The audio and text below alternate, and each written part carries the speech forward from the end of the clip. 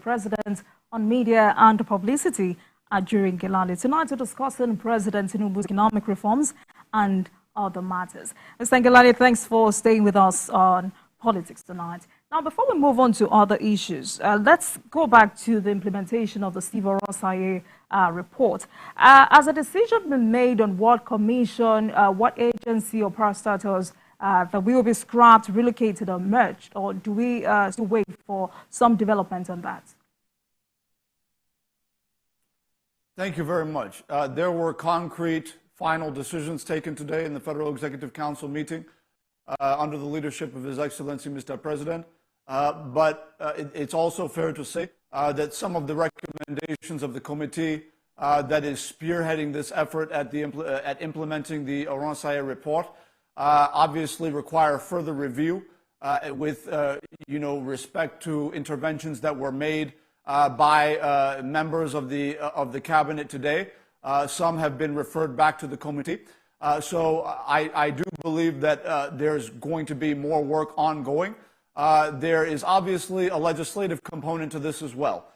There's going to be a point at which certain laws establishing some of these federal departments and agencies and commissions will require some form of amendment, particularly where you have a merging of two different institutions, or where you have the scrapping of an institution, or where you have the reform of any other type of institution. These are some of the questions that will have to be dealt with.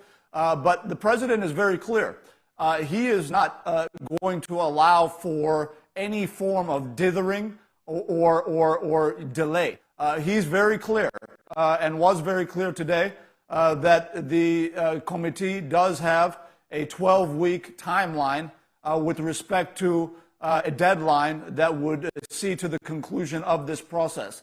He doesn't just want a tidy and surgical, restructuring of these agencies. He also wants to ensure that it gets done in a timely fashion so the business of government can move forward smoothly and quickly in delivering the dividends of democracy to our people. Right, so let's now talk about this emergency situation in the country at the moment. That's the cost of living crisis in the country. What's the government doing to address this problem? So in addition to much of what I have stated earlier in the program, I think it is extremely pertinent to note that His Excellency, Mr. President, is going to live up to one of the most central campaign promises during the last presidential election campaigns, which was the establishment of a national consumer credit system.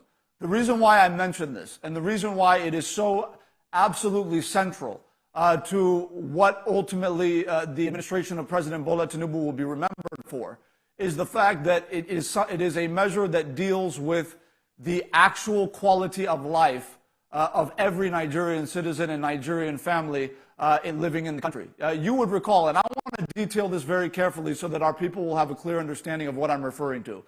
First of all, it is no secret that over the last several decades, we have had a really troubling scenario for Nigerian families where if you want to pay rent on a flat or a bungalow where you're living with your family, you're going to be asked by your landlord to pay 500,000 naira or 1 million naira or a few millions of naira up front in cash for the year, with no recourse, no concern for those Nigerian families in terms of where they're going to find the money, how they're going to be able to afford that within their legitimate income. And we know the impact that that has had on driving the motive behind corrupt practice within the federal bureaucracy and within state and local bureaucracies.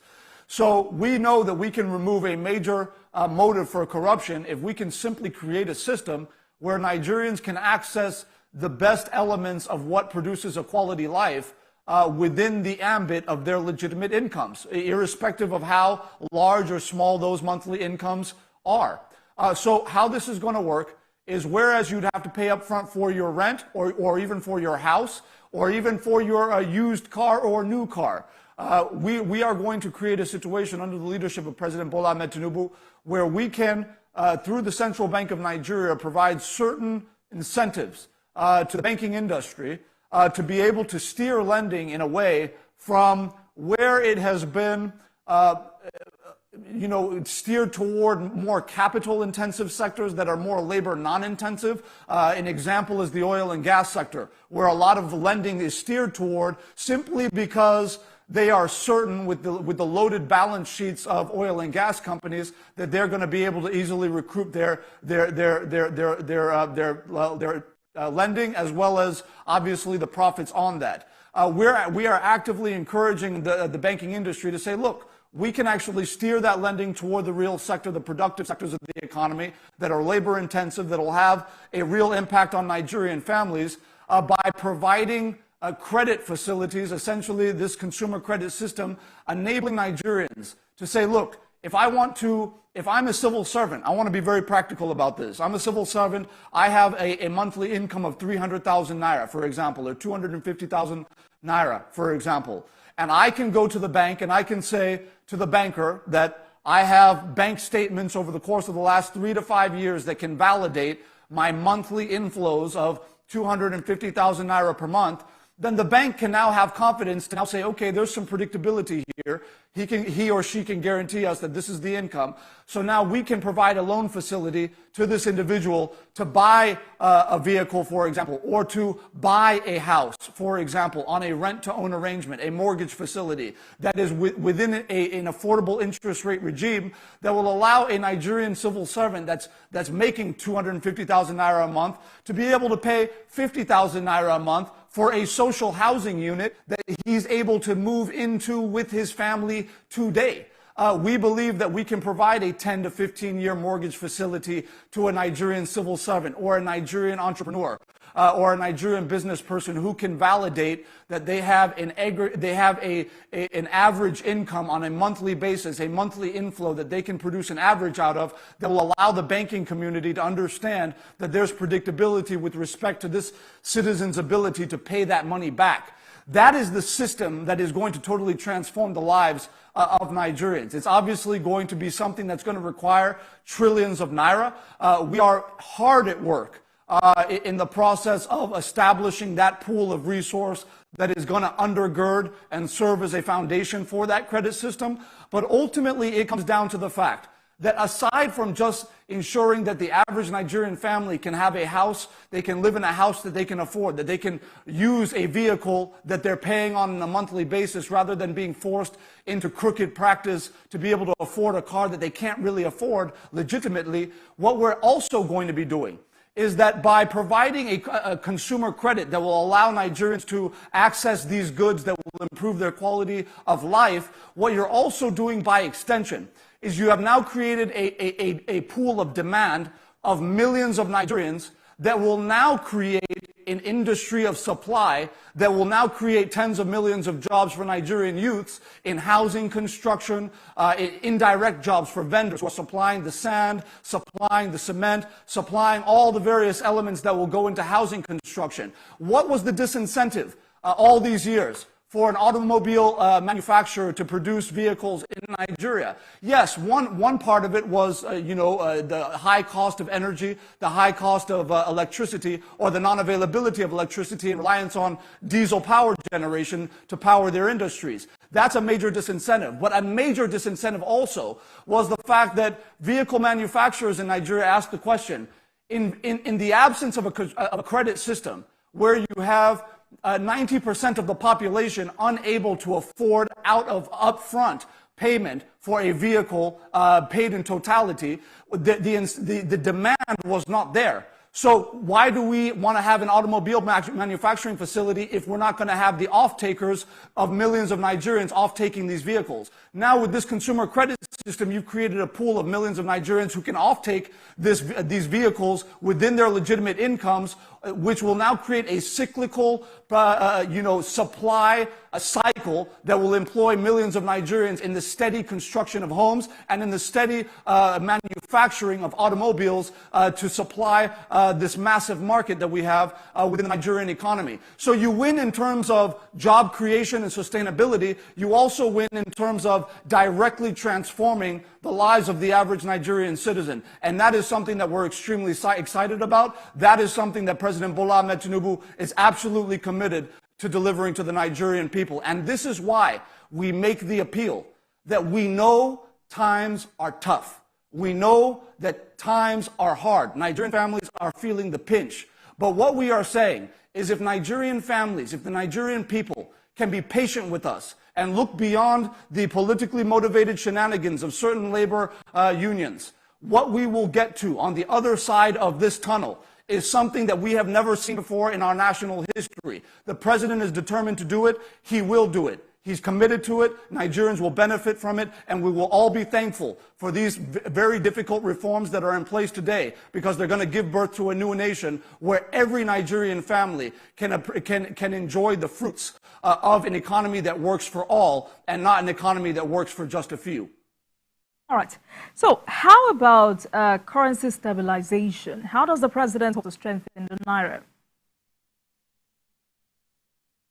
There are so many interventions that His Excellency President Bola Ahmed Tinubu is putting in place with respect to the stabilization of the national currency. I think, first of all, it is dealing very decisively and directly with the actors, the malign actors in the foreign exchange markets who are actively engaging in sharp practices at the detriment and expense of the Nigerian currency, the Nigerian people, and the Nigerian economy. So that's one part of it, some of which has already been announced by the EFCC, the Office of the NSA, as well as the Central Bank of Nigeria, some of which is more covert for now due to the obvious sensitivity around some of the investigations and operations that are currently being undertaken by some of the institutions I've mentioned, including the Nigerian Financial Intelligence Unit, amongst others.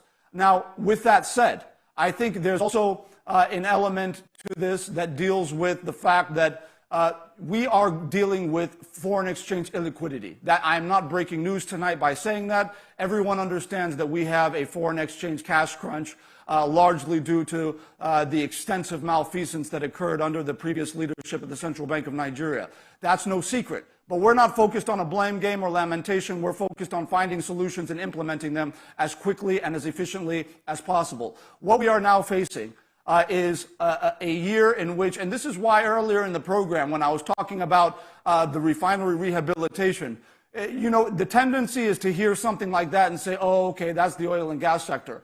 But there's a clear nexus between what happens in some of these sectors and ultimately what the cash position of the Federation will be when some of these very important projects come to completion.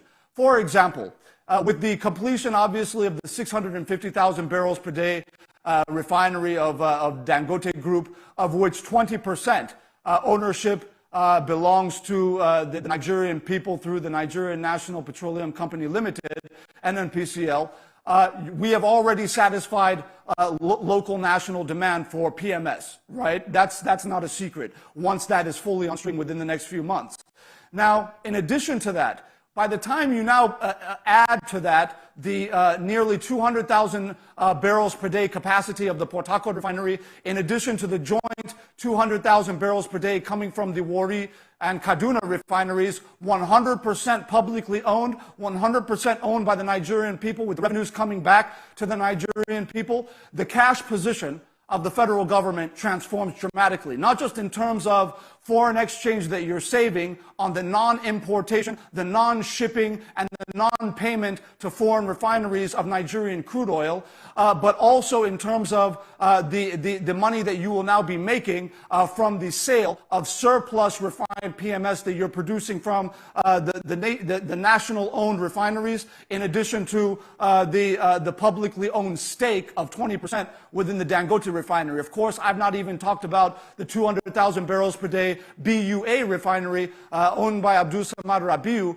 that's going to be coming up in Akwa Ibom State over the course of the next few years. The point is, we have subtracted the foreign exchange expenditures. We're not going to have to expend that anymore. And in addition to that, we're going to be making earnings on the surplus refined PMS. That is only one sector in which we are going to see a dramatic shift from cash loss to cash gain with respect to foreign exchange. If you look at some of the other sectors, there are major opportunities in agriculture, major opportunities in manufacturing that we're looking forward to, major opportunities in solid minerals that His Excellency Mr. President is driving very aggressively. at the moment. So when you look at that and you look at the fact that we have foreign direct investments from around the world, which Mr. President is working assiduously, actively courting across various continents, you'll now know that when we talk about foreign exchange illiquidity, it is a problem of the moment. It is a crisis of the moment. We have no illusions about that, and we're not pretending about that. But we are telling Nigerians with very clear eyes that is a temporary crisis. It will change. We will have liquidity. We are on the course to having liquidity, and the national cash picture will change very dramatically over the course of the next several months. All right. I mean, the president is someone who takes consumer credit seriously. What are the low-hanging fruits in this regard? Well, I've touched on a few of them. I think one of the elements, aside from its impact on manufacturing, aside from its impact on construction industry, on housing, on automobile manufacturing, and so many other areas where consumer credit will open up new demand pools and supply pools within the economy to the tune of millions of jobs and obviously billions of dollars of revenue.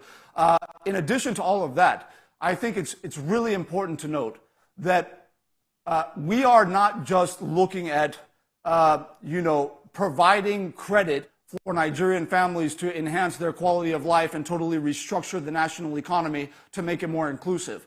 If you look at the fact that we are launching a national student loan program that is going to remove significant financial burdens from lower income and middle income Nigerian families, millions of them across the country, over the course of the next several years, you'll know that this is a two-sided process. On the one hand, we are reducing the expense burden on Nigerian families with respect to obviously tuition and putting that burden on them. On the other hand, you are adding value by saying you can now access a pool of cheap funds to be able to not just drive your enterprises across the country and across sectors, which I took time to detail earlier on in this program. All of the hundreds of billions of naira that the president has approved for single-digit interest rate lending to Nigerian micro, small, and medium-scale enterprises as well as large-scale industry. That has an impact on millions of Nigerian families across the country when you're dealing with 500,000 MSMEs that are employing millions of Nigerians within those 500,000 MSMEs that are feeding families of 4 and 5. You multiply that number and you realize the scale of what this intervention means within MSMEs alone, not to talk about social investment, not to talk about student loan, not to talk about consumer credit. The last point I want to make on this is the president made a and I can't go into too much detail because it's still early in the game, but I think it's important at this moment when Nigerian families are feeling anxious to let them know that the president is not done yet. He already has given a marching order to some very key, members of the Federal Executive Council, some ministers, to begin the work of establishing a Social Security program for the unemployed in our country. That is going to be separate from the conditional cash transfer. That's going to be separate from some of the other interventions that I've mentioned. But I believe Nigerians will hear more on that when there's more detail to be provided, and I assure you that that detail will be provided as soon as it is available. It is currently in the works. The last thing I want to mention that just came to my recollection is the fact that the panel that has been established under the chairmanship of the Coordinating Minister of the Economy and Honorable Minister of Finance, Mr. Wale Edun, has also come out to inform Nigerians that 12 million families will benefit from a direct cash transfer of 25,000 naira monthly over a series of months to deal with this hardship. Obviously, when you're talking about families of 5 and 6 and more, this goes a long way with respect to how many individual Nigerians that is going to impact, totally separate from MSME interventions, totally separate from the other interventions I mentioned. The point here is that His Excellency President Bola Ahmed Tinubu is stopping at nothing to ensure that succor is brought to Nigerian families across every single local government area of the Federation, down to the ward level, down to the communities. Every Nigerian matters to this president, and he's going to do everything within his power and everything within the realistic reach of the Nigerian economy to reach them, to impact their lives, and to cushion the hardships that have been, brought about by the very necessary reforms he has brought to bear on the national economy, ultimately for our long-term good, with respect to what I've mentioned about the medium to long-term view with the new consumer credit system and many of the other interventions. Right. I mean, before we go tonight, it's important for us to talk about this. We do not have a lot of time anymore, but the president has also approved immediate upgrade of key health infrastructure across Nigeria's 6 geopolitical zones. How crucial is this for universal health coverage in Nigeria? And this just speaks to what we're talking about, right? Where we have elected a president who, he's not just focused on one thing. He's not just focused on making sure businesses have cash, making sure that people can access credit facilities, making sure that we're intervening for farmers and the like. He's also making sure that, while you're helping families, if those families aren't healthy, they're not going to be productive to take advantage of the opportunities he's providing, which is why the president has announced a series of measures that we're moving aggressively into implementation on. First of all, the African Union has obviously named President Bola Ahmed Tinubu as the AU champion for the health sector. This has to do with the fact that Mr. President has very quickly ordered the implementation of the total upgrade and reconstruction of over 16 different major tertiary health facilities across every geopolitical zone of the Federation. These are teaching hospitals, these are reference hospitals, these are diagnostic complexes. He is ensuring that every single geopolitical zone has access to a cancer treatment facility so that in every part of our country, citizens will not have to go too far to be able to access very specialized care, not just at a quality rate with world-class facilities and technology and instrumentation, but also ensuring that even the most indigent families across our country will be able to access those facilities at affordable, subsidized rates within the reforms that are taking place at the National Health Insurance Authority.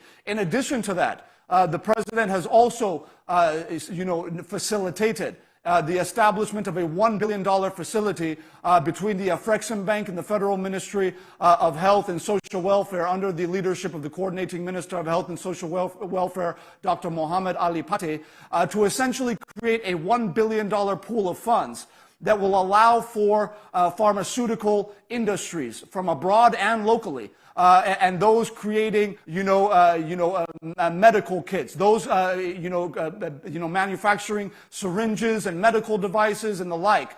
They are going to be able to have a de-risking pool of $1 billion to be able to pull from to ensure that their investments in the Nigerian healthcare sector are safe and guaranteed.